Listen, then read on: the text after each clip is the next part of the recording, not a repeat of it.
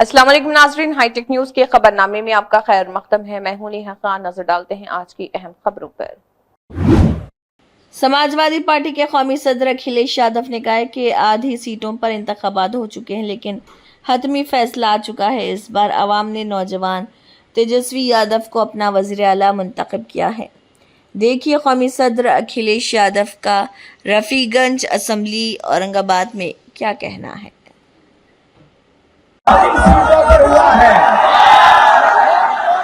चुनाव आधी सीटों पर हुआ है, लेकिन फैसला पूरा आ गया है।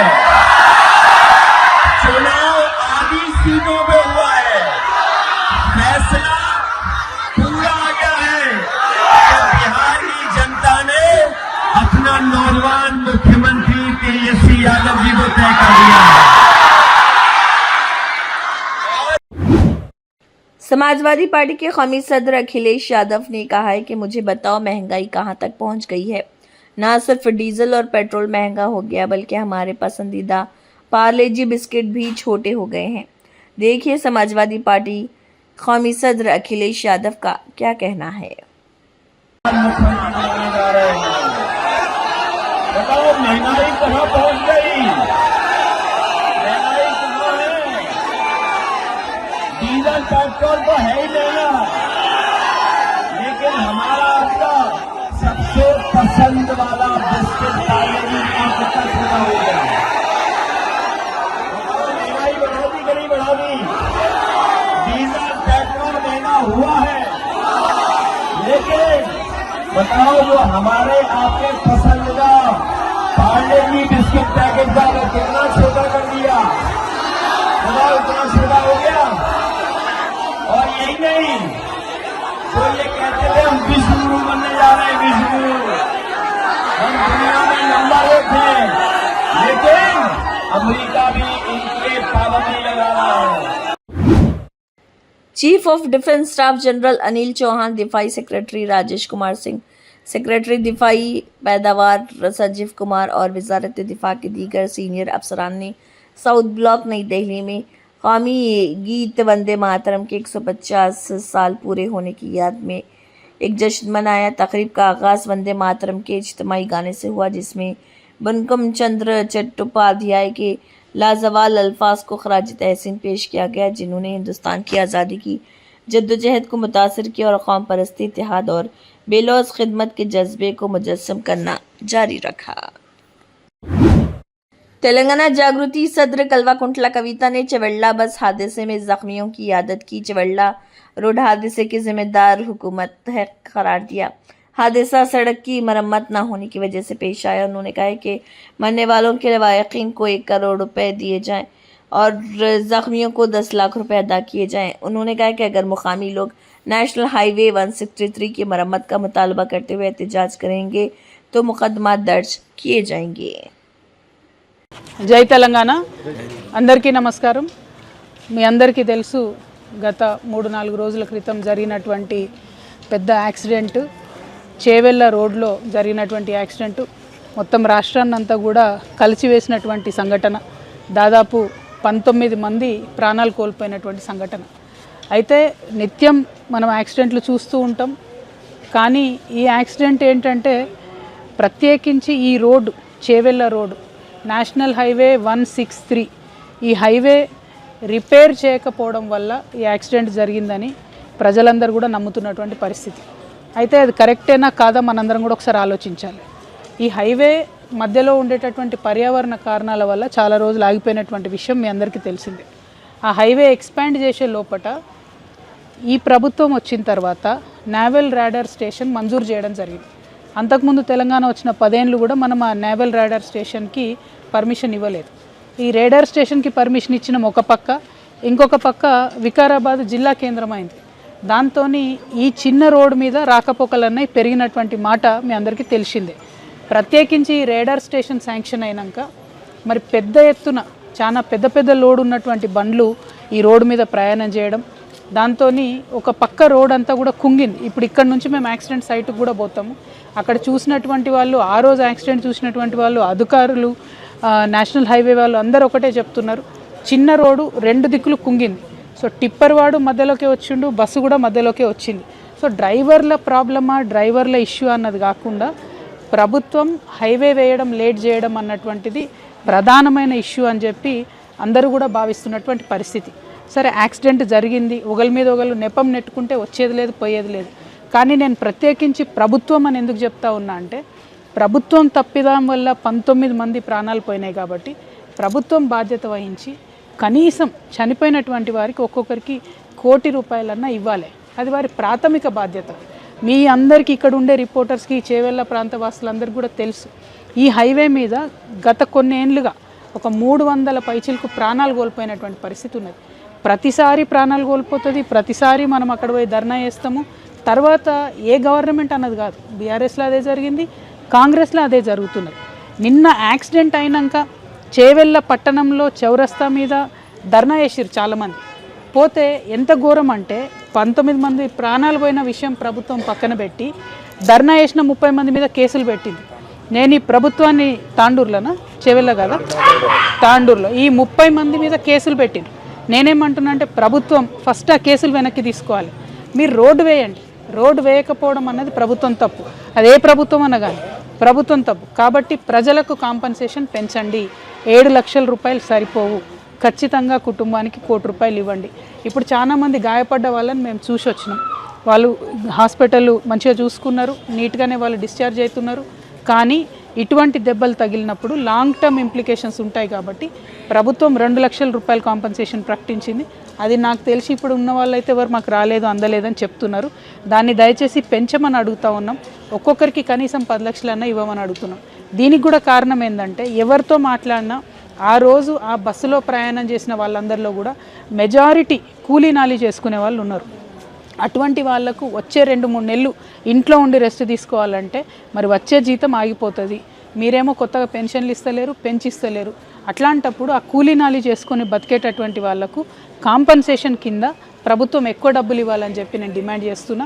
మీరు ఇచ్చే 2 లక్షలు మందులకు కూడా సరిపోవు కాబట్టి వాటిని పెంచండి. కాంపన్సేషన్ కనీసం ఒక్కొక్కరికి 10 లక్షలన్నా దయచేసి కాంపన్సేషన్ కింద ఇవ్వండి. బాధ్యత जुबली हिल्स के ज़िमनी इंतखाब की मुहिम के हिस्से के तौर पर मोहम्मद रफ़ी ने चिंतल डिवीज़न के रहनुमा और मुकामी रहनुमाओं के साथ बोराबंडा डिवीज़न के बूथ नंबर 367, 366, 365 बाबा सलानी नगर में घर घर जाकर लोगों से मुलाकात की और यहाँ पर वोट देने के लिए अपील की। इस प्रोग्राम में बिस्वराज, हफीज़, साइकिरन और मिट्टू कृष्णा, जडसन, श्रीनू और दीगर मौजूद थे। जमहूरियत के सिपाही सड़कों पर एलओपी राहुल गांधी ने हरियाणा में वोट चोरी के स्कैंडल और बीजेपी और ईसीआई के दरमियान मिली भगत को कौम के सामने बेनकाब किया है। यूथ कांग्रेस आईवाईसी सदर उदय भानु की क़यादत में वोट चोरी करने वालों के खिलाफ हमला शुरू कर रही। उन्होंने कहा कि हम ना झुकेंगे ना रुकेंगे, ये मुल्क की जमहूरियत की लड़ाई है।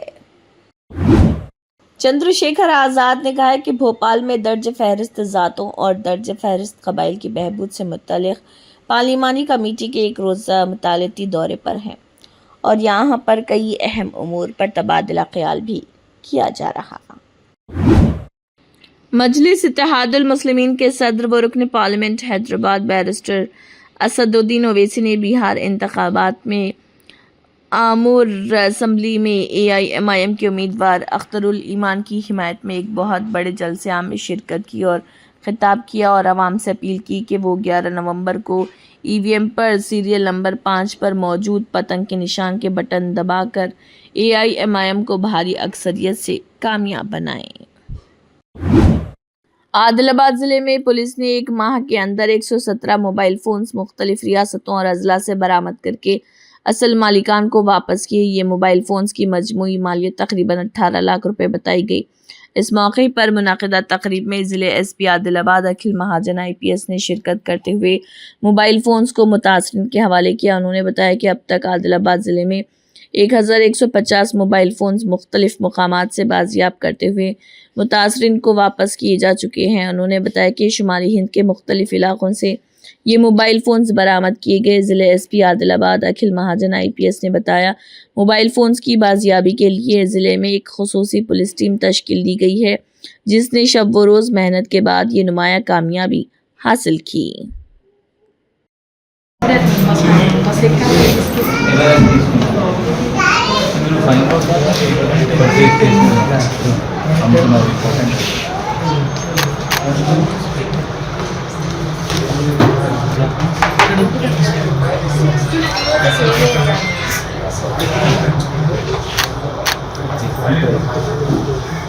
ఇక్కడ పోయింది జాదవ్ రాజేశ్వర్ ఇక్కడ పోయింది అంటే ఏమంటారు బ్యాగ్ నుంచి పోయిందా తెలియదు bus stand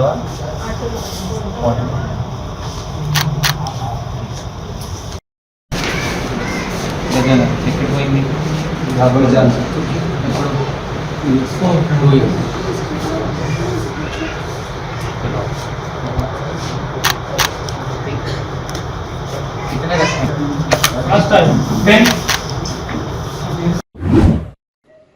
communist party of India CPI Hindustan की सरजमीन पर अपने क़याम के बाद से 26 दिसंबर 2025 को 100 साल मुकम्मल कर लेगी। उनका कहना था कि इन दिनों CPI ने हिंदुस्तान की मुकम्मल आज़ादी का मुतालबा किया था। इन दिनों CPI के कायदीन जिन्होंने CPI पार्टी पर पाबंदी आयद कर रखी थी, जेलों में रोपोश होने के बावजूद तहरीक आज़ादी में हिस्सा लिया। इसी तरह CPI ने तेलंगाना मुसल्ह किसान जद्दोजहद को मुनज़्ज़म करने में कुलीदी रोल अदा किया। इस जद्दोजहद में 4500 लोगों की जानें गईं। तेलंगाना जिसने बहुत सी जानें ज़ाय की, निज़ाम नवाब से आज़ाद होकर हिंदुस्तान में जम हो गया। इस जद्दोजहद के नतीजे में कम्युनिस्ट पार्टी ऑफ इंडिया ने, जो कि किसानों के लिए ज़मीन का नारा लगाकर आगे बढ़ी, उसने 10 लाख एकड़ ज़मीन गरीबों में तकसीम की। మిత్రులారా అందరికీ నమస్కారం. నా పేరు షేక్ మొహమ్మద్ ఫయాజ్. భారత కమ్యూనిస్టు పార్టీ జిల్లా కార్యదర్శిగా పనిచేస్తున్నాను. ఈరోజు ఈ పాత్రికేయ సమావేశం యొక్క ముఖ్య ఉద్దేశం, భారత కమ్యూనిస్టు పార్టీ CPI ఈ గడ్డపై పుట్టి 100 సంవత్సరాలు పూర్తి చేసుకున్నటువంటి ఈ శుభ సందర్భంగా దేశవ్యాప్తంగా CPI శతాబ్ది ఉత్సవాలు ఘనంగా జరుగుతున్నటువంటి తరుణం. ఈ నెల వచ్చే నెల డిసెంబర్ 26వ తేదీన లక్షలాది మందితో అఖిల భారత స్థాయి కమ్యూనిస్టు పార్టీ శతాబ్ది ఉత్సవాల 100 సంవత్సరాల పండుగ జరగబోతా ఉంది. అందులో 40 దేశాలకు సంబంధించినటువంటి కమ్యూనిస్టు యోధులు, విదేశాల నుండి ఆ దేశాధినేతలందరూ కూడా అందులో పాల్గొనబోతున్నారు. ఈ సభను జయప్రదం చేయడానికి సకల శక్తులు అన్నీ కూడా ఏకమై భారతదేశ విప్లవ ఉద్యమ నేపథ్యాన్ని మరోసారి గుర్తు చేసే రకంగా కమ్యూనిస్టు పార్టీ మాతృ సంస్థ అయినటువంటి CPI 100 సంవత్సరాల సుదీర్ఘ ప్రయాణంలో దేశ స్వాతంత్ర ఉద్యమం నుంచి మొదలుకొని గదర్ విప్లవ వీరుల ఉద్యమం కాడి నుంచి మొదలుకొని సిపాయి లేకపోతే క్విట్ ఇండియా ఇలా అనేక ఉద్యమాల్లో స్వాతంత్ర ఉద్యమంలో పాల్గొని ఆ తర్వాత కార్మిక, కర్షక, రైతు, మహిళ, దళిత, గిరిజన, విద్యార్థి, యువజన, మేధావుల, ఉద్యోగస్తుల సకల ప్రజల సమస్యల పరిష్కారం కోసం 100 సంవత్సరాలుగా నిర్విరామంగా పోరాడుతున్నటువంటి కమ్యూనిస్టు పార్టీ ఈ 100 సంవత్సరాలు ఉత్సవాలు నిర్వహించుకోవడం అనేది ఒక చారిత్రాత్మక విషయం. ఆ సందర్భాన్ని పురస్కరించుకొని జిల్లా మొత్తంలో కూడా నాగర్ కర్నూల్ జిల్లా వ్యాప్తంగా కూడా పెద్ద ఎత్తున ఈ కార్యక్రమాలన్నీ కూడా నిర్వహిస్తున్నాం. Nizamabad police commissioner PSI Chaitanya की सरपरस्ती में पुलिस परेड ग्राउंड में वंदे मातरम के 150 साल तकरीबात का शानदार इनेकाद किया गया। इस मौके पर भारत माता की तस्वीर पर फूल चढ़ाने के बाद पुलिस कमिश्नर ने कहा कि ये लफ्ज़ हर हिंदुस्तानी के दिल में हुब्बुल वतनी के शोले को भड़काने की ताकत रखता है।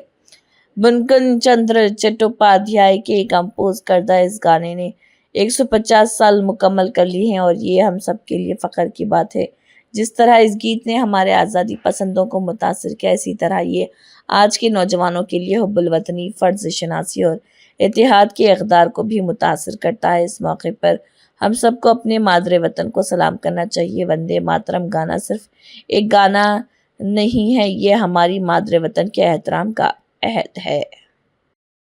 Good morning. ఇవాళ Vande Mataram 150th anniversary celebrate చేసుకుంటాం. సో ఫస్ట్ థింగ్ మనకి వందే మాతరం గురించి అసలు రాయాల్సిన సిచ్యువేషన్ ఎందుకు వచ్చింది అనేది మనం తెలుసుకోవాలి. దాని తర్వాత ఎందుకు సెలబ్రేట్ చేసుకుందాం మాట్లాడుకుందాం. వందే మాతరం రాసింది ఎవరు? బంకిం చంద్ర చటర్జీ. బంకిం చంద్ర చటర్జీ. అసలు పేరు Bankim Chandra Chattopadhyay. First Indian civil services officer from Bengal. Indian civil services, ఇప్పుడు ఐఏఎస్ ఎట్లా ఉంటుందో అప్పుడు 1860లో ఆయన first Indian civil service officers from Bengal ఏరియాలో.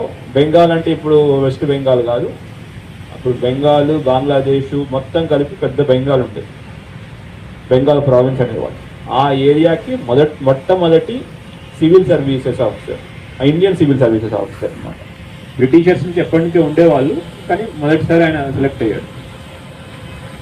కానీ సెలెక్ట్ అయిన తర్వాత కూడా బ్రిటిషర్స్ టైంలో ఎట్లా ఉండేది, ఇండియన్స్ని సమానంగా చూసేవాళ్ళు కాదు. అయితే ఈయన గుర్రప్ప బగ్గి ఎక్కి వస్తున్నాడనే దాంట్లో ఒక ఇంగ్లీష్ ఎస్ఐ, ఒక ఆంగ్లేయుడు, ఎస్ఐ అయిన ఆంగ్లేయుడు ఒక ఇండియన్ తన ముందు గుర్రప్ప బగ్గి ఎట్లా ఎక్కుతాడని ఆయన్ని కొడతాడు. इस वक्त मार्च फास्ट CISF फोर्स के टोलीचौकी PS इंस्पेक्टर DI के साथ SIPS Ravi Kumar, Satish Kumar Pandu, C Tolichowki PS लम्बरा एक्स रूट फातिमा कॉलोनी और दीगर कॉलोनी में इंतखाबी अमल के लिए इंतजामात कर रहे। इसी के साथ हाईटेक न्यूज खबरनामा इख्तिताम को पहुंचता है। अल्लाह हाफिज।